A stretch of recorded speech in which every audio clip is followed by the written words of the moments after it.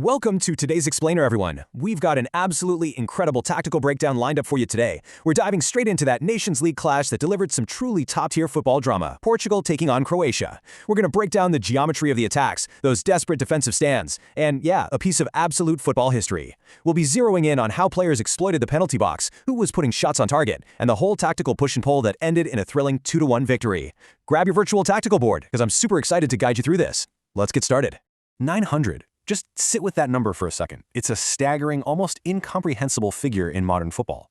Cristiano Ronaldo actually secured his 900th career goal during this very match. It's a milestone that, understandably, hooked the attention of the entire sporting world. But here's the thing about historic moments, right? They don't happen in a vacuum. So to really appreciate this milestone, we've got to rewind the tape. We need to look at the intense, high-speed tactical battle that actually paved the way for that magic moment. Okay, let's dive into this. Section 1, the opening blitz. Literally right from the starting whistle, Portugal made their intentions crystal clear. They were going to press high and just overwhelm Croatia. Imagine being a Croatian center back in the 7th minute. You're scanning the penalty box, watching for Portugal's traditional forwards, tracking the runs, guarding your zones, and then, out of nowhere, it's not a striker who breaches your line. It's the right back, Diogo Dalot. He completely abandons his normal defensive spot and pops up unexpectedly deep inside the penalty box during a crazy, fast-paced sequence. He takes the ball in close quarters and with just total composure, slips it right between the keeper's legs. Boom, back of the net. It was a brilliant piece of spatial storytelling using an overlapping defender to completely blindside the opposition early on. Moving on to Section 2, relentless Portuguese attacks. That opening goal wasn't just some lucky break. It basically ignited a relentless attacking engine, with Portugal setting up camp in Croatia's half. And their strategy here brilliantly illustrates exactly why Portugal was so lethal. They hit Croatia with a three-pronged assault. On one wing, you've got Nuno Mendes, constantly overlapping, whipping in these insanely dangerous pinpoint crosses into the danger area. Then, lurking just outside the box, there's Bruno Fernandes, waiting to unleash those signature powerful strikes from distance, which completely forces the keeper to stay on his toes. And finally, Pedro Neto is just stretching the field in every direction with blistering, pitch-long sprints. Talk about a tactical nightmare for the defense. If you plug one hole, another one instantly opens up. To really grasp the sheer athleticism on display, we've got to look at one specific sequence from Neto. Step 1, he gains possession all the way back in his own half. Step 2, he hits the afterburners and literally just outpaces Joško Gvardiol. And remember, Gvardiol is widely considered one of the most physically dominant defenders in world football today. Neto just leaves him in the dust. Step 3, after carrying the ball at breakneck speed the entire length of the pitch, he unleashes a rocket that absolutely smashes the crossbar. I mean, it didn't go in, but the pure spatial dynamics of that run completely rattled the Croatian defense. Which brings us to Section 3, the Croatian wall. Now, football is obviously a game of action and reaction. To weather a storm like Portugal's, you absolutely need an anchor at the back. For Croatia, that anchor was Dominik Livakovic. There's this commentary quote from the match that perfectly nails it, saying, "He reacts and demonstrates he is in perfect order with an excellent save." Basically, at one point, Cristiano Ronaldo broke free and fired a fierce close-range shot aimed right at the near corner. It looked like a guaranteed goal for sure, but Livakovic's reflexes? Otherworldly. He dropped instantly and made an unbelievable save. Honestly, he single-handedly kept Croatia in the game while the rest of his defense was under total siege. Now, what's really interesting about these first half numbers is how they map out the story of the game without us needing to watch a single highlight. Look at the fouls, 3-3. So the physical intensity of the match was perfectly even. Both teams were fighting tooth and nail in the midfield.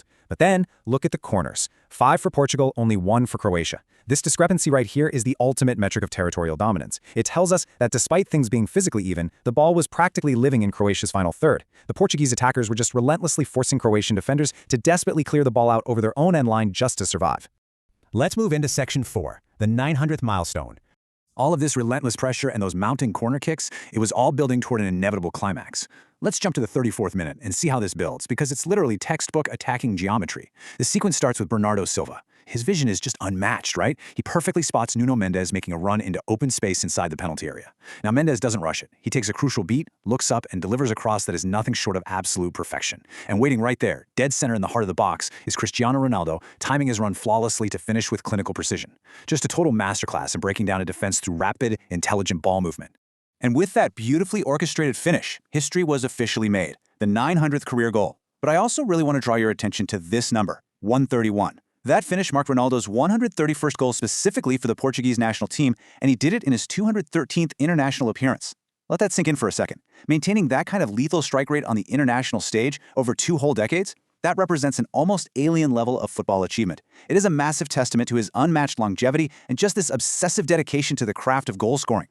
All right, on to Section 5. Croatia battles back. True to their reputation, Croatia was never just going to fold. With Luka Modric dropping deep to orchestrate a fierce counterpush, Portugal's defense suddenly had to step up in a huge way. Modric's elite passing started slicing right through the lines, and all that pressure culminated in a massive moment. Andrej Kramaric found a pocket of space and fired a beautifully struck shot, aiming perfectly for the bottom corner. It had goal written all over it, but Portuguese goalkeeper Diogo Costa met the challenge with this spectacular, full-stretch diving save, pushing the ball just wide. It was an absolutely pivotal moment of defensive brilliance that held the line against the rising Croatian tide. However, that constant pressure eventually forced a crack, and honestly, it came in the most ironic way possible. Just look at the crazy duality of Diogo Dalot's match here. On one hand, you've got the undisputed hero of the first half showing striker-level instincts to score that brilliant opening goal in the 7th minute. But then, later in the match, as Croatia's mounting their comeback, Borna Sosa delivers this desperate sliding cross into the box. Dalot, who is tracking back to defend, accidentally deflects the ball right off his heel and straight into his own net. Wow. Going from scoring a tactical masterclass to conceding a bizarre, tragicomic own goal, it perfectly captures the totally unpredictable, chaotic beauty of this sport. So, the big takeaway here is that this 2-1 thriller was far more than just your standard fixture. It was a game defined by relentless attacking geometry from Portugal and a really stubborn, evolving resistance from Croatia, which leaves us with a fascinating question to ponder as we wrap up this explainer. With Ronaldo operating at this alien level and bagging his 900th goal, how does this redefine the ceiling for his legacy? And on the flip side, despite taking the loss, what does Croatia's ability to battle back and force those kinds of defensive errors tell us about their resilience for the rest of this Nations League campaign? I'd highly recommend keeping a close eye on both these squads as the tournament progresses. Thanks so much for joining me to break this all down. Keep analyzing the beautiful game, and I'll catch you next time.